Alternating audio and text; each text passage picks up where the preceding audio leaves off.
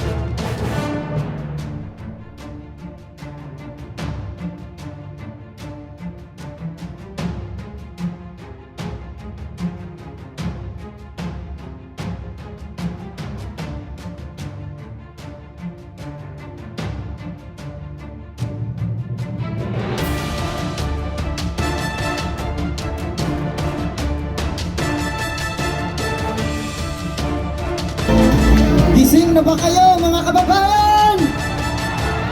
Magandang hapon sa inyo. Ako nga po pala ang inyong Makata ng Bayan. Ang Pilipinas ngayon ay inalipin at inapin ang korupsyon at kasinungalingan.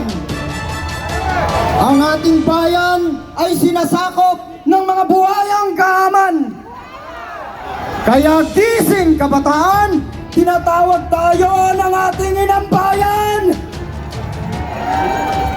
Nakikita at naririnig ninyo kung paano inaapi ng kasinungalingan ang katotohanan. Ang katotohanan ay ginagawang kasinungalingan. Ang kasinungalingan ay ginagawang katotohanan. Ang tama ay ginagawang mali. Ang mali ay ginagawang tama. Ang masama ay ginagawa nilang mabuti. At ang mabuti ay ginagawa nilang masama. Kaya lumabas kayo at ipagtanggol ninyo ang katotohanan. Huwag kayong matakot. Dahil kapag ikaw ay nasa katotohanan, kasama natin ang Diyos. Kung ang lahat ng nagsasabi ng katotohanan ay kinukulong, makukulong tayo para sa pag-ibig sa inang bayan.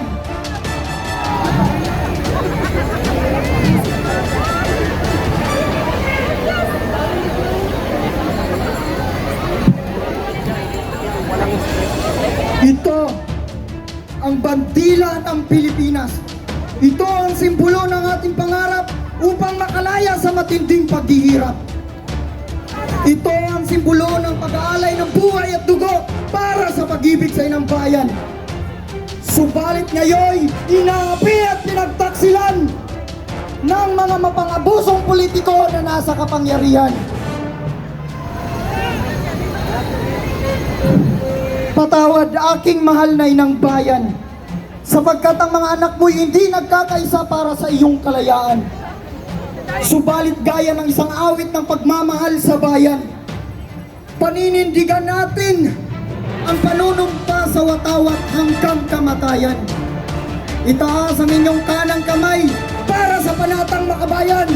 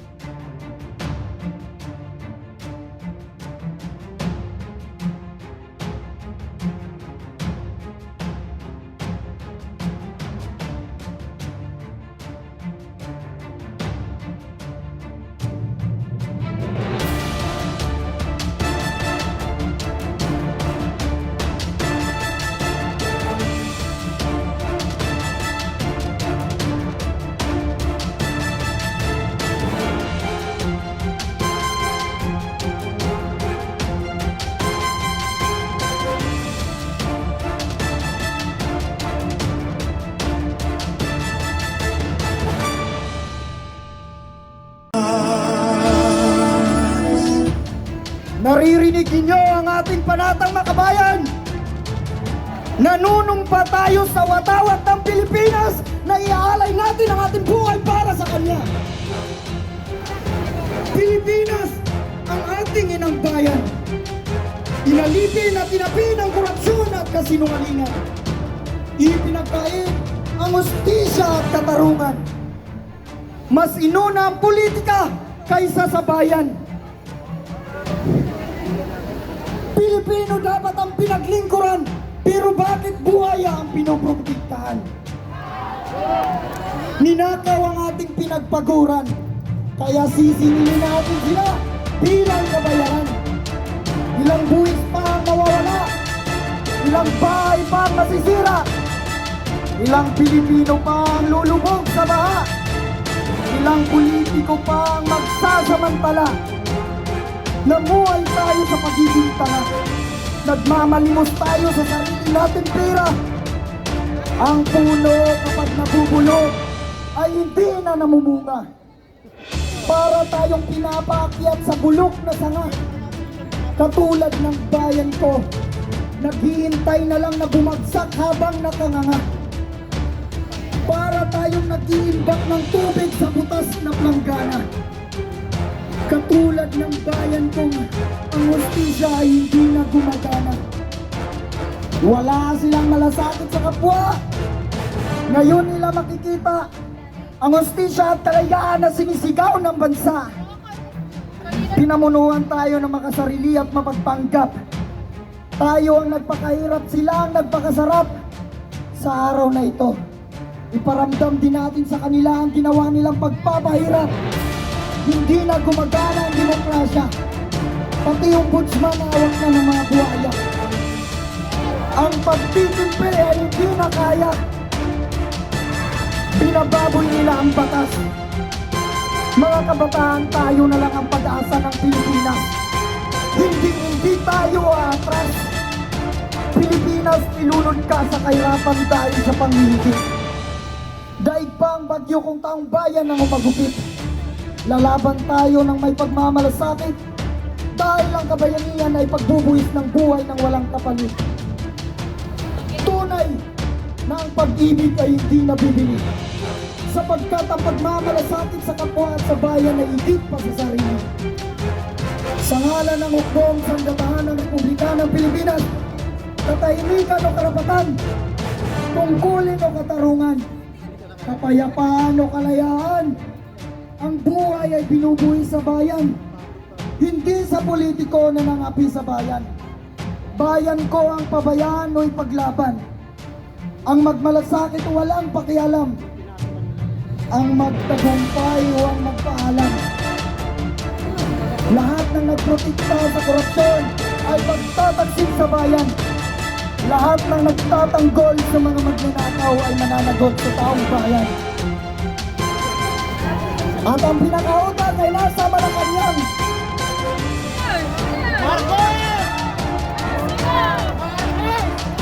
Mga kabataan, palayain natin ang ating inang bayan. Lalaban tayo para sa bayan. Iligtas natin ang Pilipinas. Ipakita natin ang ating tapang at lakas. Bitbit ang ating watawat. Sisingilin natin silang lahat.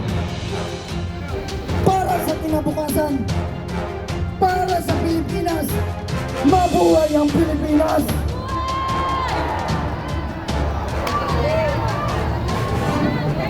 Hindi matitiis ng kanyang mga anak kapag ang kanyang inang bayan ay inaapi. Hindi kami titigil. Kaya kung gusto ninyo ng kapayapaan, bumaba kayo na mapayapa. Marcos Rizal!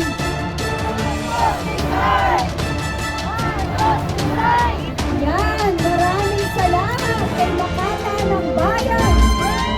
Dennis, thank you so much sa pagkaibigan. Ngayon pa, ating mong tanggapin sa entablado ang isang retired general. Pero, isang, rin to, abogado na hindi manloloko. Si retired General Virgil Garcia, ang presidente ng UPI. Sumali sa atin, tula sila sa kanila mag-rally tuwing Biyernes, alas 2 hanggang alas 11 ng hapon, ng gabi. Palawakin po natin ang ating mensahe sa gobyerno na hindi na tayo natutuwa sa kanilang ginagawa. Sapagkat ang nangyayari ngayon, ang mga pinapangalan ng magnanakaw, walang nangyayari, pero ang mga naglalabas ng katotohanan, nakukulong, nakakasuhan. So ganun po ang gagawin natin. Basta tuwing Friday, Magtitipon-tipon tayo, makikiusap tayo, yung mga taga Bicol, yung mga taga ibang lugar na malayo, huwag na po kayong pumunta rito. Diyan na kayo mag-organize sa lugar ninyo ng pagtitipon katulad po nito. Sa Mindanao po, yung ating mga kasabahang People's Initiative. Nandun din po sila, yung mga UPI.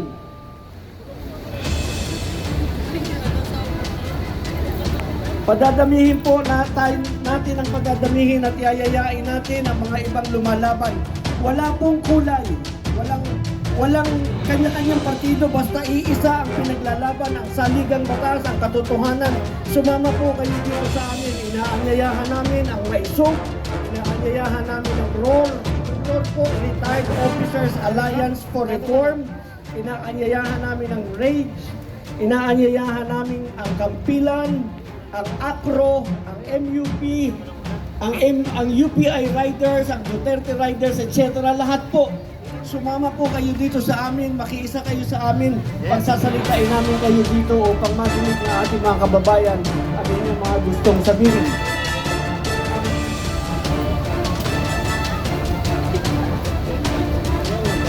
Isa pa pong pakay ng ating pagtitipon ay para ipabatid natin sa ating gobyerno na hindi natin nakakalimutan ang iskandalo ng flood control. Hindi natin nakakalimutan ang malawakang nakawan, ang pagnanakaw ng ating pera. Kahit na merong impeachment, kahit na ano pa ang gawin nila, huwag natin kakalimutan ang flood control scandal. Kailangan po maliwanag na maliwanag. Ang impeachment po para sa akin ay diversionary. Yan po ay para lang maglingatin tayo, mawala ang ating pag-iisip sa nakawan sa flood control. Mahigit na pong 1 taon nang lumabas yan. Hanggang sa ngayon, wala pang nangyayari. Hanggang sa ngayon, ang mga pinangalanan na tumanggap ng maleta, wala pang nakakasuhan kahit isa. Pero, ang mga naglalabas ng katotohanan, ang mga nagsasabi, kung sino ang magnanakaw, sila ang kinakasuhan. Baliktad! Baliktad! Baliktad, General! Gutom na yan, General. Mamaya po, imbitahin ka rin namin sa ibang araw. Kayo ka rin dito para madinig ka ng ating mga kasamahan. Doon ka po. Ngayon, eto po, pag bumaha sa lugar ninyo, ipasa nyo po sa social media, ipakita natin sa ating mga kababayan na sa lugar ninyo ay bumabaha dahil yung mga flood control na dapat sana ay naipagawa at napigil ang baha para tayong lahat ay mabuhay ng matiwasay at ligtas. Hindi na mangyayari yon dahil ninakaw na nila yung pera. Ipakita po natin sa ating mga kababayan sa lugar natin bumabaha. Kasi may damit ako doon eh. Oo. Basta yung cellphone. Ngayon, dito guys, dito.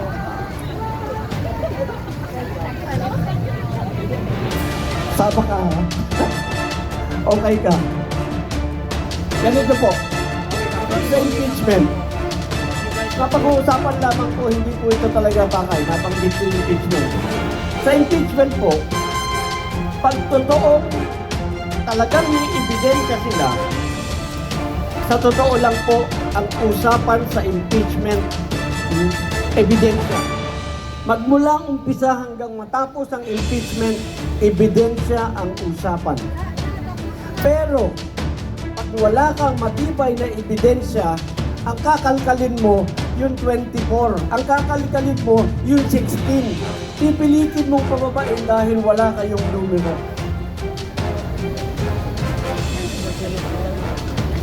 Kaya bantayan din po ninyo yung mga katotohanan doon sa impeachment. Importante may boys. Boys and girls, no? Boys and girls. May kaso ang mga may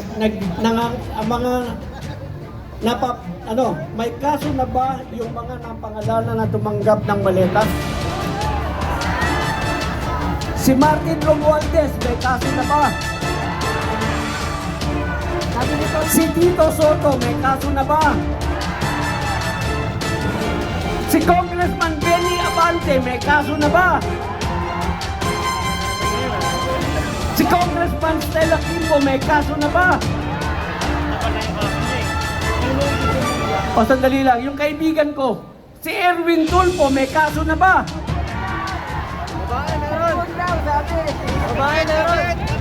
May kaso na ba si Mike Defensor? May kaso na ba si Senator Marcoleta? May kaso na ba ang Brave 18? Si General Pocky? Meron, na-aresto na yun eh. Eto pa, yung maganda. May kaso na ba si Cathy Binag? Meron.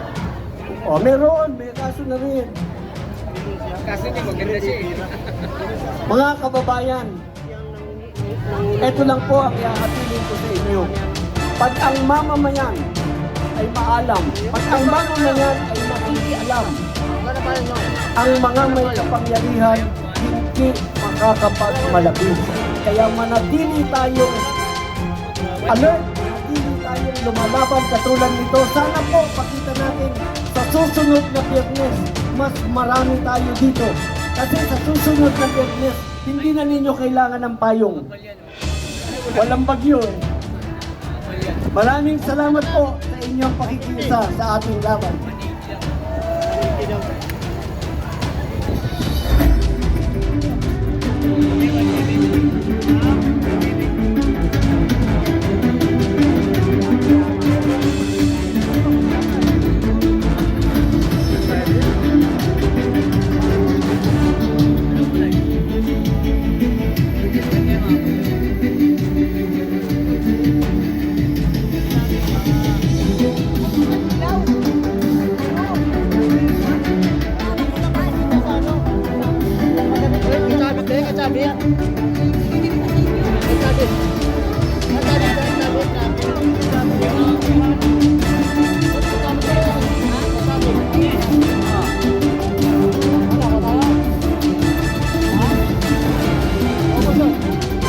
Yan!